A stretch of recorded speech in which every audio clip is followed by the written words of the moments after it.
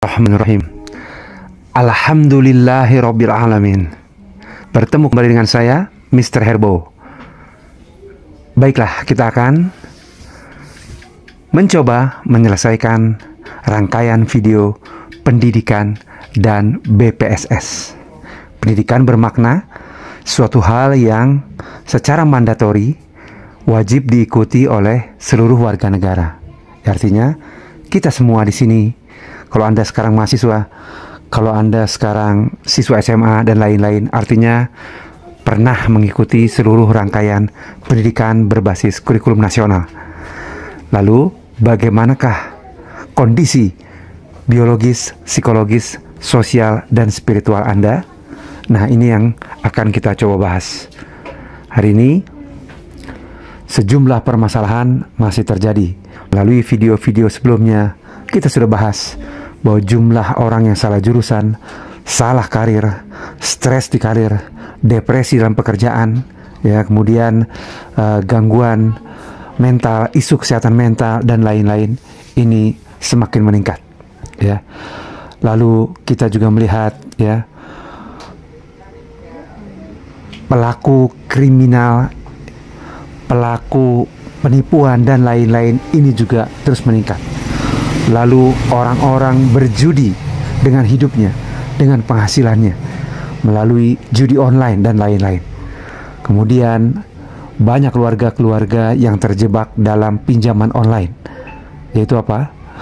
Pinjaman-pinjaman yang dilakukan untuk hal-hal yang konsumtif, bukan produktif. Ingin mengejar gaya hidup, padahal belum saatnya, belum waktunya, belum tepat dengan kemampuannya. Oleh karena itu, ragam hal ini, ya, perlu diurai satu persatu dan kemudian dicari jalan keluarnya. Sebagaimana ilmu psikologi itu adalah ilmu yang bertujuan untuk menghasilkan good man, manusia yang baik, sehingga terakumulasi menjadi good society.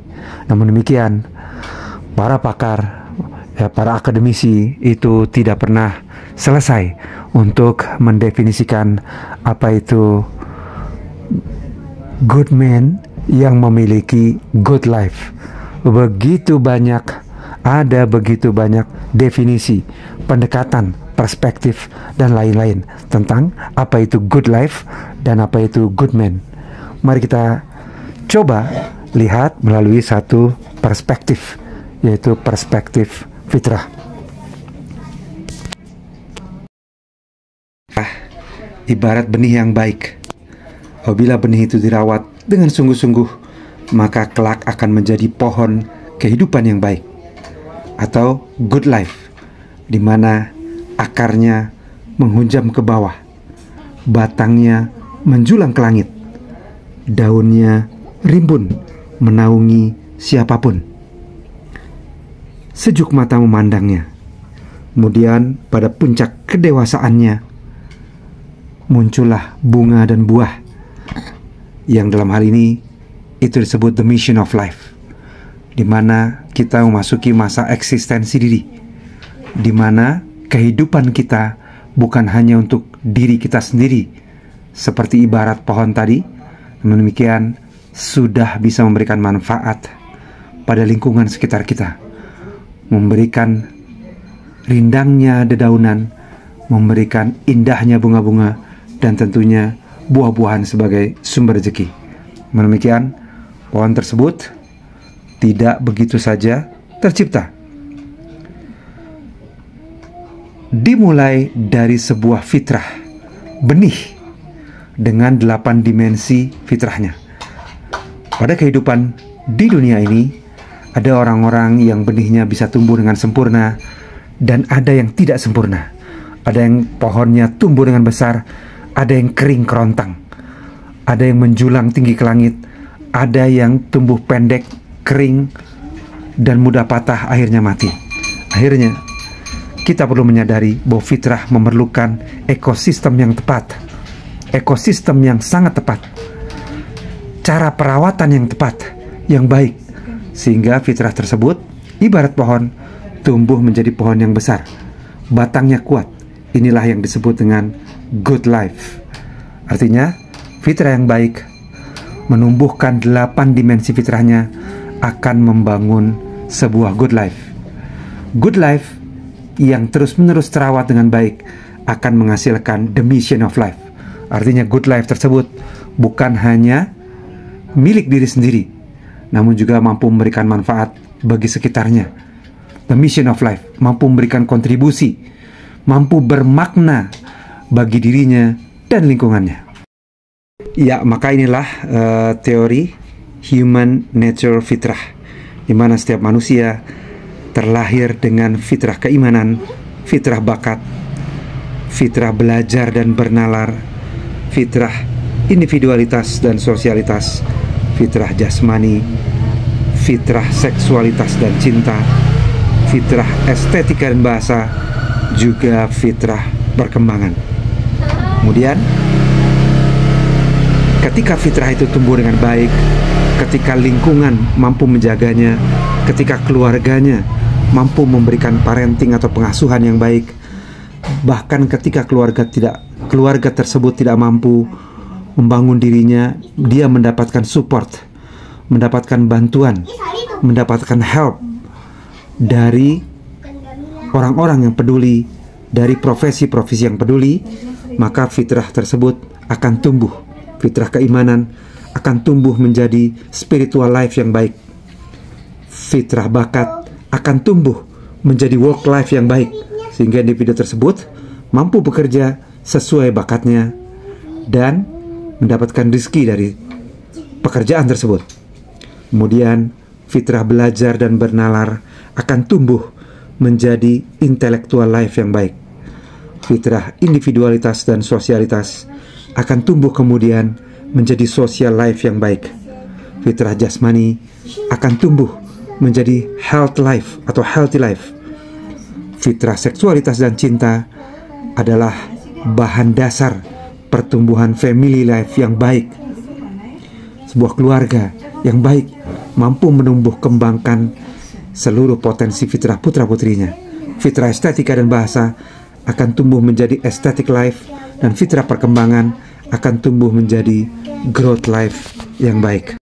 Ya, maka ketika 8 jenis fitrah tadi berkembang menjadi good life, menjadi kehidupan yang baik, menjadi batang pohon yang kuat, maka fitrah keimanan tersebut yang telah menjadi spiritual life akan mendorong individu tersebut menjadi change maker, pengubah, penyeru kepada kebaikan, ya, pengingat kepada keburukan. Dia mampu merubah hal-hal buruk menjadi baik. Dia mampu mengatasi ragam hal-hal yang tidak sesuai dengan ajaran agama, diluruskan menjadi sesuai dengan ajaran agama. Artinya dia punya keimanan yang kuat untuk menyeru pada kebaikan dan mencegah keburukan atau kemungkaran. Inilah change maker.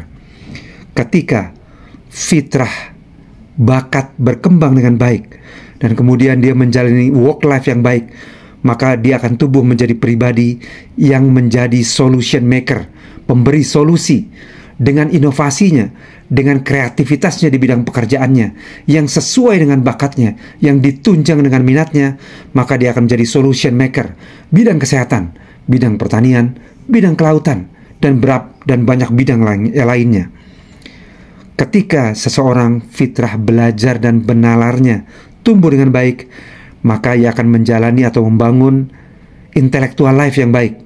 Ketika ini terus berkembang, maka dia akan menjadi innovation maker, inovasi, kreasi, menghasilkan hal-hal yang banyak memberikan manfaat bagi masyarakat.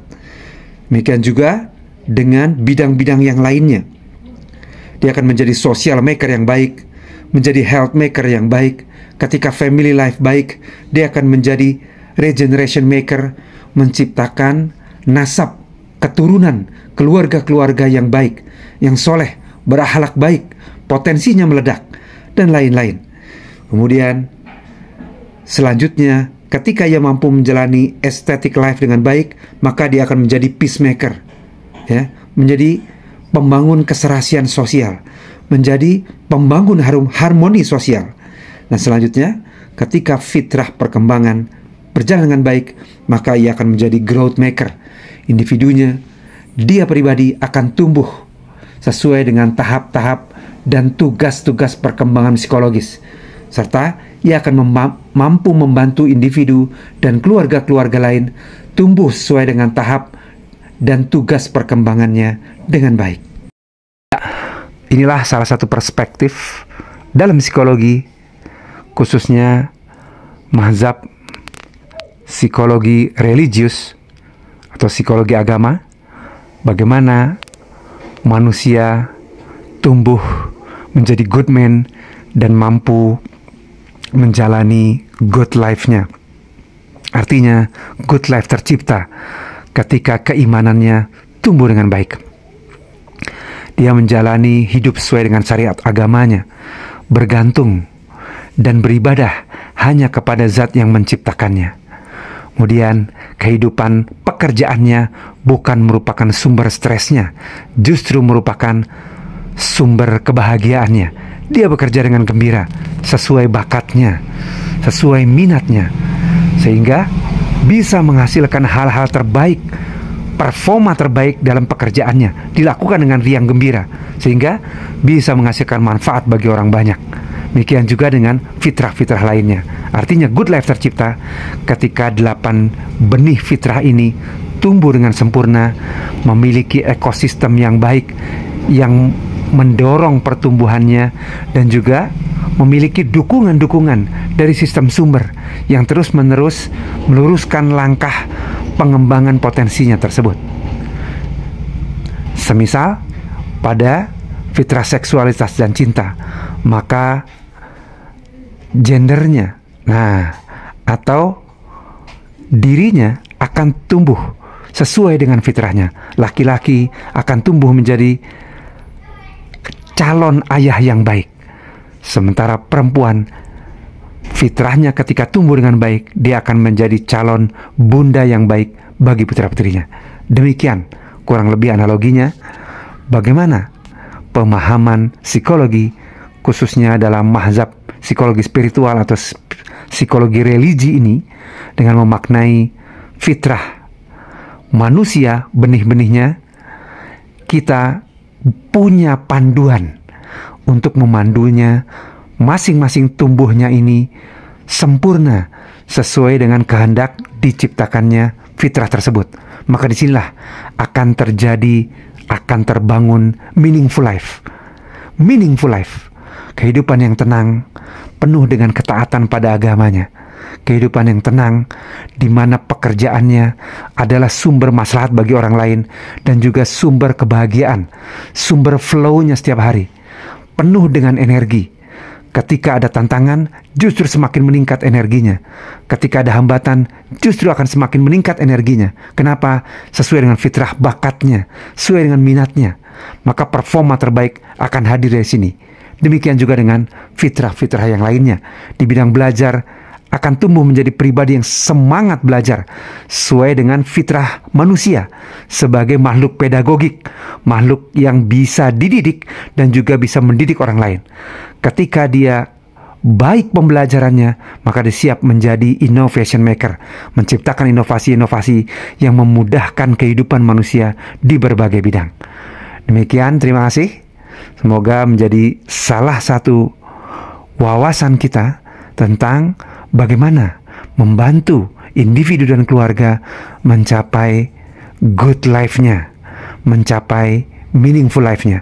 Tentunya masih ada sejumlah teori, konsep, dan pendekatan lain, namun paling tidak melalui pendekatan ini kita punya gambaran, sehingga konsep dan teori lain dapat kita gunakan untuk melengkapi konsep ini, sehingga kita bisa menjadi pribadi yang empowered, tentunya before empowering others. Demikian, terima kasih. Wassalamualaikum warahmatullahi wabarakatuh. Ya, maka inilah kurang lebih puzzle akhir ya dari rangkaian kepingin yang sudah kita bahas pada video-video sebelumnya. Yang pertama, perbaiki pola pikir. Surpetisi bukan kompetisi, oke? Surpetisi, kita bersaing dengan raihan atau capaian kita di masa lalu. Kita bersaing dengan titik tertinggi di mana sesungguhnya kita mampu mencapai titik tersebut dengan potensi atau benih fitrah yang ada pada diri kita. Temukan. Untuk apa kita dilahirkan? Temukan. Kita sebenarnya diberikan benih fitrah bakat apa, sehingga itu bisa menjadi work life dan bisa menjadi pemancing rezeki bagi kita dan keluarga kita, sekaligus menjadi sumber maslahat bagi orang lain. Ketika apa? Pekerjaan kita benar-benar sesuai dengan bakat dan minat kita, sesuai dengan tujuan penciptaan kita. Yang kedua, berpikir apresiatif. Bagaimana kita terbiasa menghargai kelebihan-kelebihan yang sudah kita miliki daripada terus-menerus menambal kekurangan. Fokuslah pada kelebihan-kelebihan kita, karena dalam prinsip DNA tidak ada satu manusia pun yang sama. Jadi tidak usah terlalu banyak melihat roadmap orang lain, perjalanan orang lain, kecepatan orang lain, karena masing-masing memiliki DNA-nya sendiri, memiliki bakatnya sendiri, memiliki mission of life-nya sendiri, memiliki pemaknaan hidupnya sendiri-sendiri. Tentunya pemaknaan hidup yang sesuai dengan belief systemnya, sesuai dengan keyakinannya. Demikian. Dan selanjutnya, hidup bukanlah hanya untuk memberi makan atau mencari makan untuk diri kita sendiri, melainkan lebih dari itu. Hidup adalah untuk menjadi seperti naungan rimbunnya pohon-pohon dan berkah dari banyaknya buah-buahan. Memberi dan banyak memberi kepada di luar diri kita, di luar diri kita sebagai analogi pohon tadi. Begitu kira-kira. Oleh karena itu, carilah makna, maka uang akan datang. Namun kalau kita mencari uang hilang, makna hilang. Carilah makna, maka makna datang dan uang akan datang. Demikian kurang lebih nasihat dari Guy Kawasaki, salah satu pendiri Apple, ya. Yang ini diiyakan juga oleh Profesor Dr. Renat Kasali, yang mengatakan bahwa hidup sejatinya adalah untuk mencari makna. Maka uang, rezeki, kebutuhan-kebutuhan dengan sendirinya akan datang. Kita mencari makna, mencari pekerjaan, melakukan pekerjaan, mengisi hari-hari kita sesuai dengan keyakinan kita akan untuk apa kita diciptakan. Kita diciptakan dengan bakat tertentu adalah untuk mengisi peran-peran peradaban. Insya Allah, setiap manusia memiliki benih potensi fitrah untuk menghasilkan peran peradaban terbaik. Di mana di zaman dia ditakdirkan, di waktu dia ditakdirkan, dan di lokasi geografis di mana Allah Subhanahu wa Ta'ala menempatkan dia. Maka temukan itu, raih peran peradaban terbaik. Jadilah kontributif. Dan ingat, tidak semua orang mampu melakukan itu. Maka beberapa individu, beberapa keluarga perlu dipandu, perlu dibantu untuk menemukan benih fitrahnya, untuk menumbuhkan 8 benih fitrahnya. Oleh karena itu, disinilah tugas kita, empowering profession. Demikian.